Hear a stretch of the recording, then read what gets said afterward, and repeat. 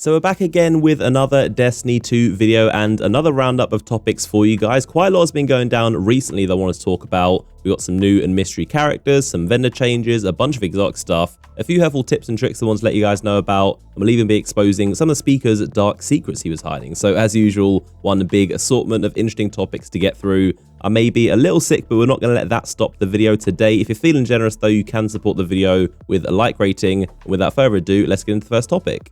So let's talk a bit about our old friend, the Speaker, one of the most iconic characters in Destiny history by far, also known for being very mysterious and vague and not really telling us much about anything, but turns out there's actually a good reason for all this mystery. The Speaker wasn't actually being all that honest. The new lore that just came in this season is actually all about the Speaker and exposing some of his secrets. We actually learn a lot about what he did and also what was going on between him and the Traveler, probably not what you expected. So we learned that the Speaker kind of in a way was winging it. He didn't really have much idea of what he was doing, and he also couldn't speak directly to the Traveler. He was the first one, he admitted, to not be able to speak to the Traveler because of the collapse, and of course it was dormant. So for a lot of the time he really had no idea what the Traveler was thinking until he built this mask, which is actually a special device to listen to the Traveler's thoughts. Now, it was with this special mask that he built, he could somewhat listen to some of the Traveler's thoughts and frequencies and just random stuff it was emitting, but even then, these were vague dreams and he really had a lot of trouble understanding what they actually meant and what he should do about them. It was some of the more concerning dreams and visions he had, as when he pretty much decided to start lying and make up his own narrative. He thought that if the people knew the truth about the Traveler's intentions, then they would probably go mad and the city would fall apart. So not too surprising if you follow some of the conspiracies, but the Traveler really did want to leave. It didn't want to be here. It tried to leave a lot of times. So a lot of the time the Speaker would be having these dreams or visions and the Traveler would just jot in randomly with its own thoughts, and it would just say these things like it wants to flee, it doesn't belong, and the Speaker was very confused. He didn't know what to do with this information and where he should tell people about it. I think one of the craziest parts is that every single speaker before this one, the latest one, has always had these 4 lines they would always preach about the Traveler, which are very important apparently, and they would be about the Traveler being good, that he's sentient, he will save us, and the 4th one is the Traveler will leave us. That's always been something they taught. It was only this latest speaker that took it upon himself to stop preaching that 4th line and stop saying the Traveler is going to leave us, even though as a fact he knew. Again, he was afraid what would happen if people knew the truth about the Traveler wanting to leave, trying to leave before, and still dreaming right now about leaving and trying to flee. Something else he knew about as well was also the attack of the Red Legion. He knew exactly what was going to happen with all of that. He had dreams and visions of the Traveler being trapped and Guardians losing their light and just this massive dark period. But again, he was scared, didn't know what to do with the information, and he kept it to himself. It was only until he woke up to the sound of the Legion actually invading, and that was when he realized he's made a huge mistake by lying and keeping this information. And then of course after that he was captured and killed by Ghoul, so we never knew what happened after that. But he did kind of come apart when Ghoul was interrogating him at the end there, and he admitted that he speaks for the Traveler, but it never spoke to him. So definitely a bit of admission there just before he died, but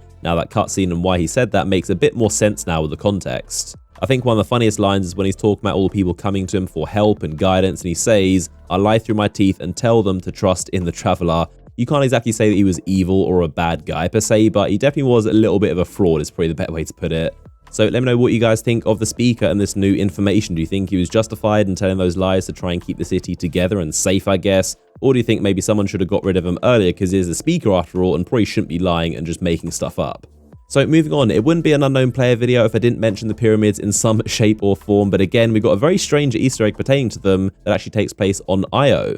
So these are actually going to involve the Taken portals you can see, the weird little inspectable items that give you a bit of lore, and these are of course related to the Taken, the Ascendant Realm, and Savathun, but for some reason these are actually also involving the pyramids. So this actually been in the game since launch, but nobody's really noticed it until now. A user called Lawless Box made a post and brought it up to the attention, and this really does look very strange when you think about it, especially now since Shadowkeep. If you go up to these portals and look very closely, once you get really close to them, you notice inside there's actually a little bit of a texture, and there's actually an image inside the portal. It's kind of like a weird spherical object, it's hard to see, but there is a texture there. If you look very closely from a certain angle, you'll notice there is actually an image of a pyramid inside the portal. It is very, very strange, but you can kind of make out the top what is definitely very similar to the same image as seeing the pyramid under the moon. From most angles, it looks like a bit of a pixelated mess. You can't make out all too much, but from this angle, you can undoubtedly recognize the edge of the pyramid ship. It's not a whole image, we can't see most of it, but it is really weird how you can make out just this one part of the pyramid.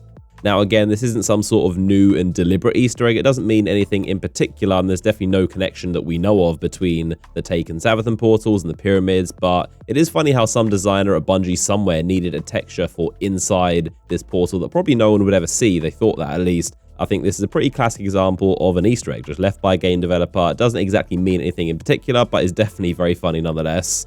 Now, probably one of the most interesting things to come out of this season, which a lot of you guys have been asking me about, comes from the Dreaming City, which has very much been forgotten about, but we finally found out what's happened to Uldren, what he's been doing. We've had a ton of questions. Has he met other Guardians? Is he on the way to the tower? How do other people react to him? And what does he think of all this?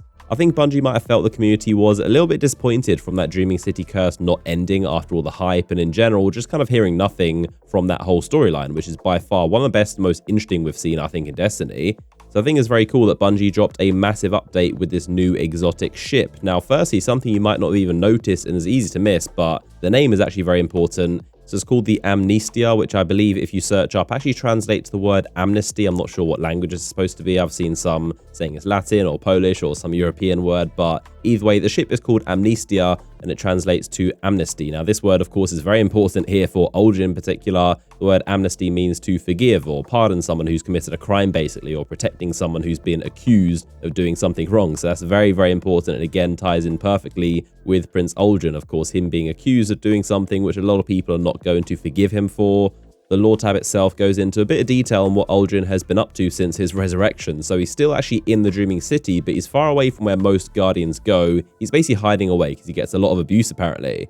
A cool detail is that apparently that white silk sheet that you can see in this cutscene that he was originally buried and covered in, he apparently wears that and keeps over his shoulder, so he knows it's from his past life but can't remember anything to do with it or where it came from. He also has absolutely no idea why all the other Guardians are either really angry or really upset with him. He's really confused by it, but he gets a lot of abuse and apparently they're not treating him too kindly. But it also talks about him sitting alone and miserable and his ghost is trying to comfort him and telling him about the dawning. But it's definitely one of those things to make you feel sorry for Uldren, kind of show that he's definitely miserable and he has no idea what's really going on. He's just born into this life and everyone apparently hates him. So all of this around this one exotic is definitely telling the same story. You've got the name of it being called Amnestia or Amnesty, which is also very similar to Amnesia, which he's definitely suffering from as well. You've got the flavor text about everyone being included in the dawning, and also, of course, the lore tab, again, giving you more reasons to feel sorry for him and maybe consider giving him a second chance. So it's a pretty cool update to get after that year-long wait and that massive cliffhanger. We've got the end of Forsaken, but I honestly wouldn't be surprised if we don't really properly see Uldren until probably like Destiny 3. I think it might be a very long time. It's not the kind of story or update you can really do in something like a season, so it would require some big kind of form of content, either an expansion or just some new game like Destiny 3, for example. Interesting detail is the card does say he always keeps his helmet on near other Guardians, so he is actually in disguise right now. You wouldn't even notice him if he was in the tower. He might have already come there, but just never removes his helmet, so you don't know who Uldren actually is. It's actually a pretty clever tactic, but this could be a way to slowly reveal him. I can imagine some big cutscene where some mystery Guardian does something heroic and he saves a bunch of people, and then it's a big plot twist when you find out he takes off his helmet and it's actually Uldren under there and he's a good guy now. It is also remembering how strong he's going to be. He was stronger than probably most Guardians when he was just a regular awoken dude, but now he's got light and the Traveler's power. He's probably going to be very OP once he gets to train these powers. As we're starting to see in this very lore tab, I think Bungie is going to be telling a kind of redemption story arc. Again, he technically has to be the Hunter Vanguard as well because of the dare, so that would be a very perfect way for him to prove and redeem himself, which I think is where they're going with this. Although I could imagine Akora just wanting to overbomb him, but I do think eventually he's going to get redeemed. Let me know what you guys think. Do you think Uldren deserves forgiveness? Should he get amnesty for all the crimes he's committed, even though he was technically brainwashed by the Queen and Savathun and Riven? But clearly the Traveler does like him enough to resurrect him, so we'll see. But anyway, let me know what you guys think of this.